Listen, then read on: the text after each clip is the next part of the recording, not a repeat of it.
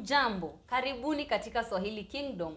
Welcome so much to Swahili Kingdom. And if you are new to this channel, make sure you subscribe so that you get new videos every time they are uploaded. You'll be notified every time videos they are uploaded, okay? So in today's video, we are going to learn about the Swahili tenses and moods that you need to know to start speaking Swahili. So when you know these 10 tenses or these tenses and moods, there are 10 in total. When you know them, they are going to help you speak Swahili faster than learning everything all over, okay? And at the end of the video, I'm going to share with you something that is going to help you as a Swahili learner, okay? So stay till the end of the video to get the tip. So let's start. With the indicative mood, we have the present tense. The present tense is very important that you need to know because it is used in our day-to-day lives. So you need to know the present tense for you to express yourself, to introduce yourself, the present tense. For example, mimi ninaongea. Mimi ninaongea. That is the present tense. The next tense is the present perfect tense. Present perfect tense. So when you are talking about the present perfect tense in Swahili, we are talking about actions that you don't know when they started and when they are ending, but they are still ongoing. That is the present perfect tense in Swahili. For example, I can tell you, mimi nimekaa, mimi nimekaa.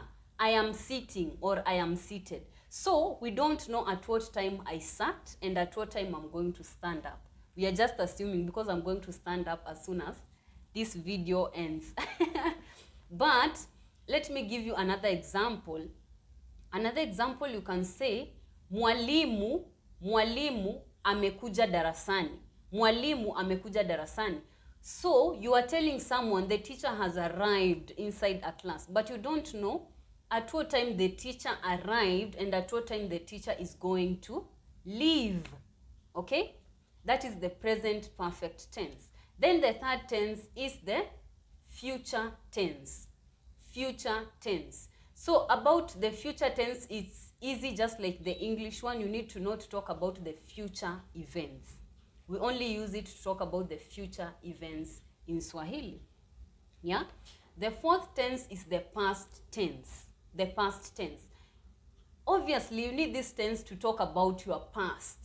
For example, mimi nilikuwa daktari. I was a doctor.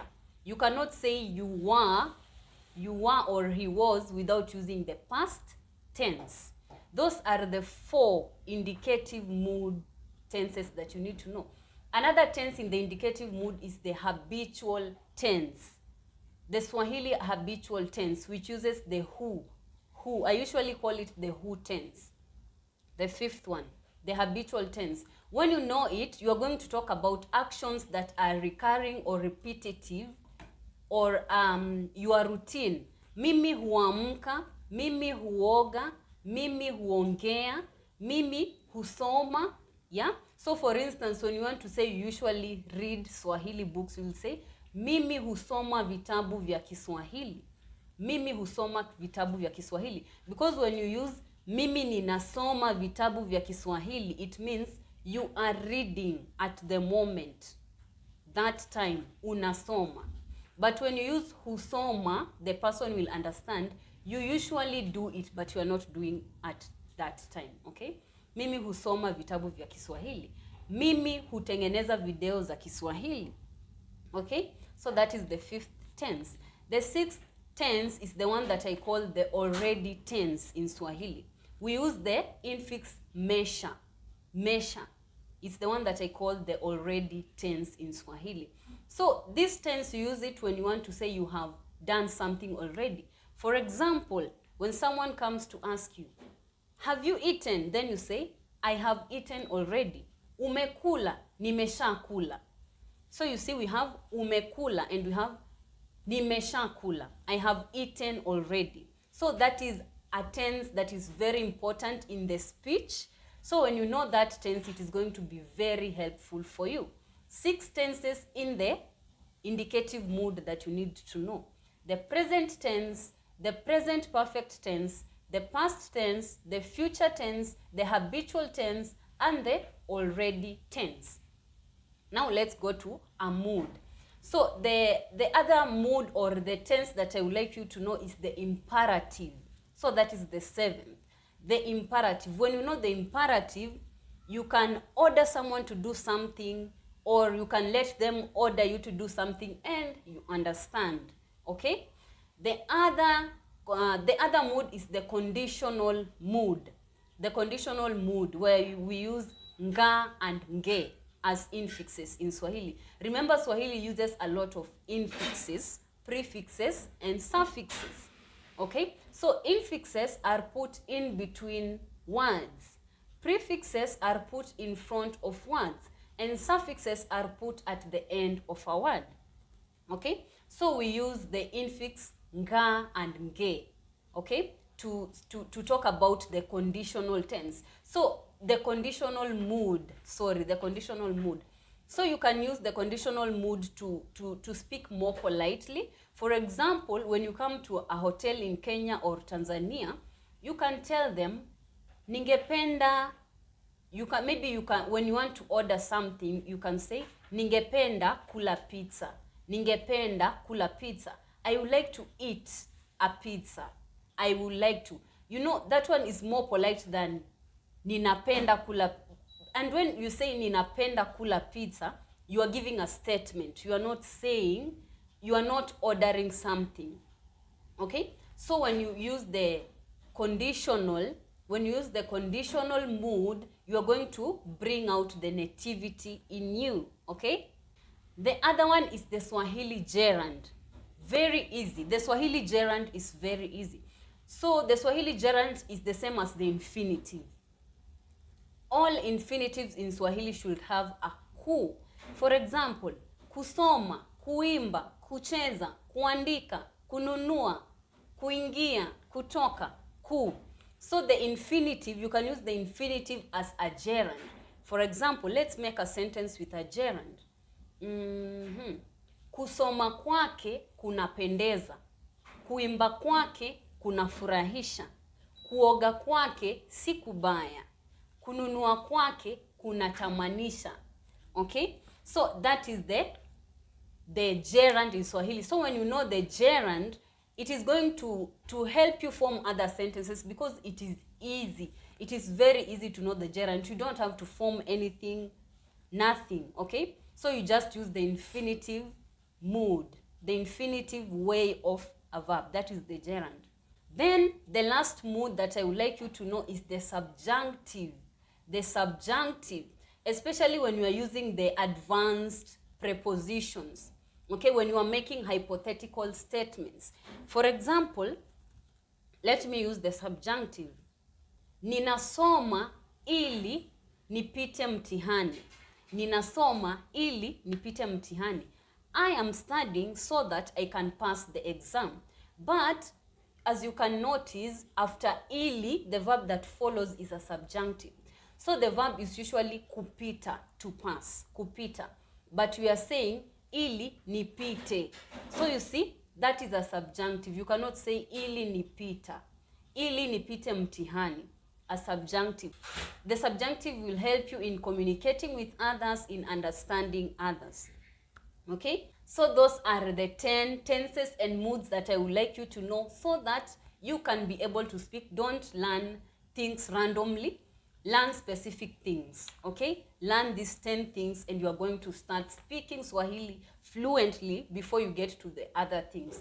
For example, we have the conditional of ngali, ngeli. That one is another story. But when you know the nge and nga already, it will be easier for you to get to the other tenses or moods in Swahili. Okay? So at the beginning of the video, I told you that I had something that I wanted to share with you.